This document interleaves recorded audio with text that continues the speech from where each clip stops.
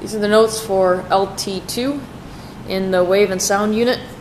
And LT2's task is to predict the pitch and loudness of a sound based on amplitude and frequency. Alright, so it's to understand what is the difference between pitch and loudness, understand the numerical scales and the values we associate with each. So we're going to start out with pitch for no good reason. That's the one we're going to do first. And when we think about pitch, we probably think about it as how high or low a sound is. We usually say something is high-pitched or low-pitched. That's pretty subjective. You could say, gosh, Miss Lentz, your voice is really high for a woman's voice. Or you could say, gosh, Miss Lentz, your voice is really low for a woman's voice. And other people might say, Lentz, your voice is pretty normal. All right, so it's too subjective. But technically, the definition of pitch is a subjective one. So it is a subjective impression. Subjective impression about the frequency of a sound. All right, frequency, remember, we talked about yesterday. So, or whenever we did LT1, I guess. But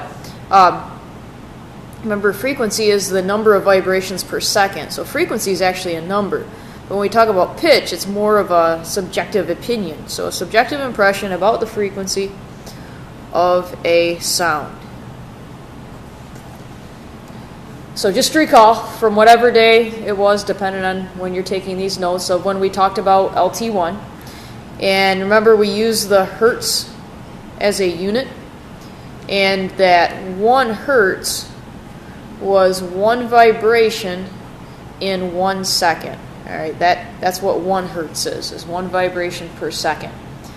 So we have a category of sounds where if they are created with less than 20 vibrations per second, so less than 20 hertz, these are called infrasonic.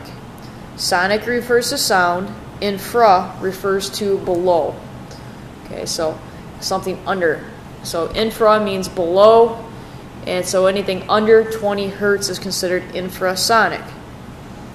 Now we have this range of normal human hearing, just the average Joe, typical individual. Normal hearing is from 20 hertz up to approximately 20,000 hertz. So anything above 20,000 hertz, so 20,000 vibrations per second, is considered ultrasonic. Now we think about this, ultra means above, again sonic refers to sound. So above 20,000 hertz, if you're in class, I downloaded an app, and if you have a smartphone you can do the same thing. It's called a dog whistle app. Alright, I give you that little warning. You don't have to download it by any means, but we'll see if it works this way. 12,000 hertz. Okay, you can probably hear that. That's pretty darn high pitched. Like, I would call that a high pitch. So that means your tympanic membrane, which is your eardrum, is vibrating at 12,000.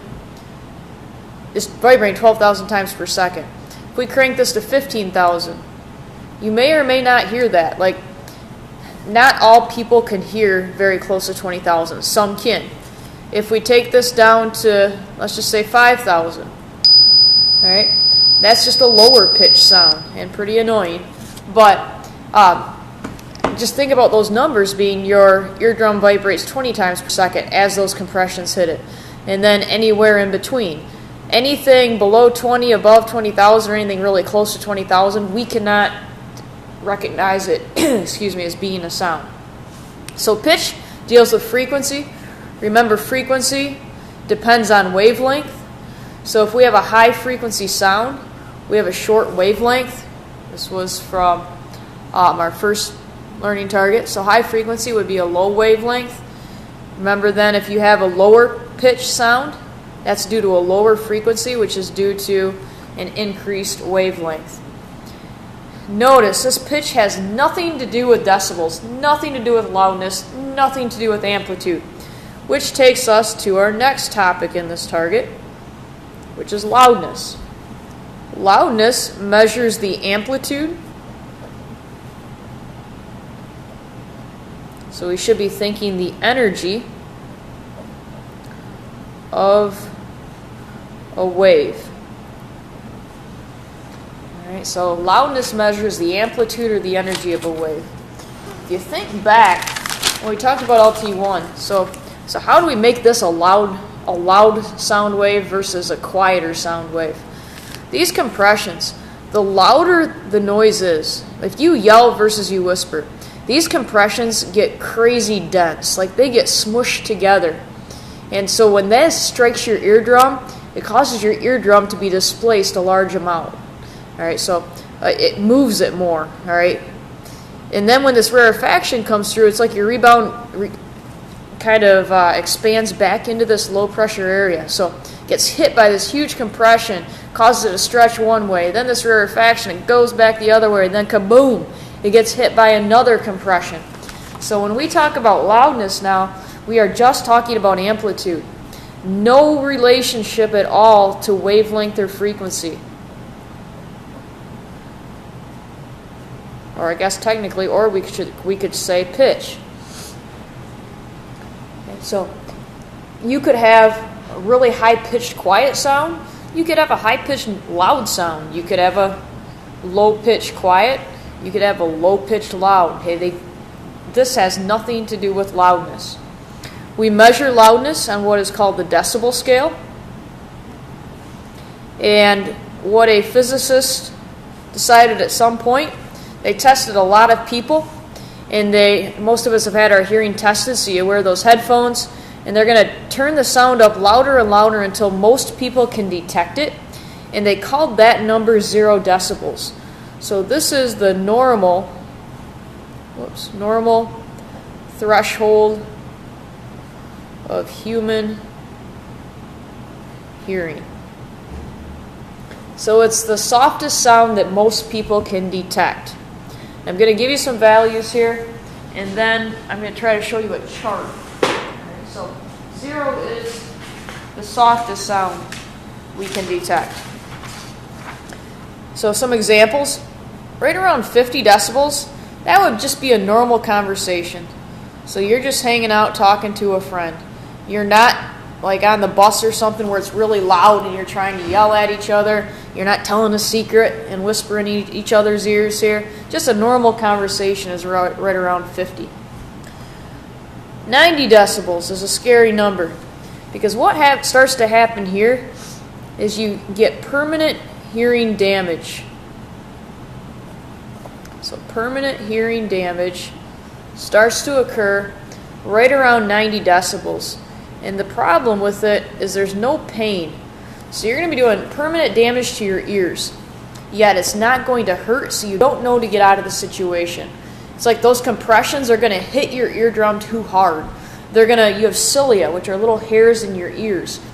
And they help to funnel sound waves to the appropriate structures within your ear. And if you hit them at 90 decibels and higher, eventually those cilia, it's like they get hit so hard, they get knocked down and they won't stand up. It permanently alters their ability kind of to wave those sound waves into your ears correctly.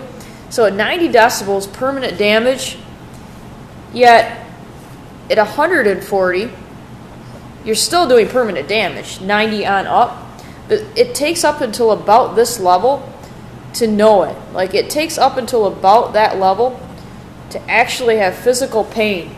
So unless you're a crazy person, if you're at 140 and it hurts, you're gone. Like you're putting your hands over your ears. It's this zone that's the danger zone. Anywhere between 90 and 130-ish.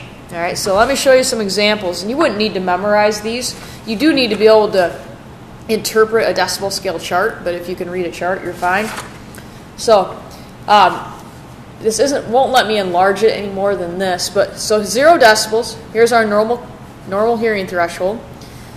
Normal conversation, they've got it at 60 according to this chart, so a little louder is all. Alarm clock, not my friend here, but right around 80 decibels. Live rock music, 110. Think about this. Most of us like to go to concerts. Most of us don't wear ear protection in concerts. And this isn't a mom talk where I'm telling you to, but you at least need to recognize what is happening. If you go to these a lot, They're definitely over that 90 decibels. It's not going to cause physical pain, but yet you are doing permanent hearing damage. All right, you look at some of those. We don't really have subways around here. But riding a motorcycle, okay, especially if you don't have a helmet, nothing to muffle the sound. The thunderclap here, like 120, that would be one that like scares you right out of your sleep in the middle of the night. So that one would have to be right on top of you to be 120.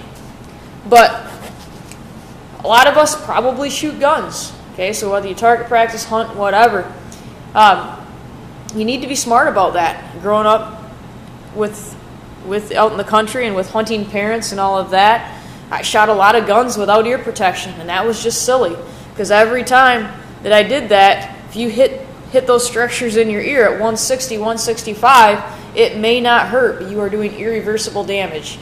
It won't repair itself. All right, you can't get it back. Here's one I'm most guilty about. Let's go to that 90 decibel range. Lawnmower. Okay, I'm a little antsy. You guys know that. I'm a lot impatient. You also know that. And so when I mow the lawn, it's boring. So I stick in my earbuds, and then I crank the lawnmower, turn it on, and all of a sudden I've got the noise of the lawnmower, so I've got to turn my earbuds up, get my music up even louder so that I can hear it above the lawnmower. That's a horrible idea, and I know it every time I do it, but I'm stupid and I still do it. All right, so I am definitely doing permanent hearing damage there. All right, so again, I'm not your mom here, but this is something to think about as you use these. At least acknowledge that, man, if I'm going to expose myself to this very much, I'm going to have hearing loss over an extended period of time. All right, so something to think about. All right, biggest thing, remember, loudness is amplitude, which is energy, nothing to do with frequency, pitch, or wavelength. Pitch, nothing to do with amplitude. It's only a wavelength frequency thing. All right, good luck.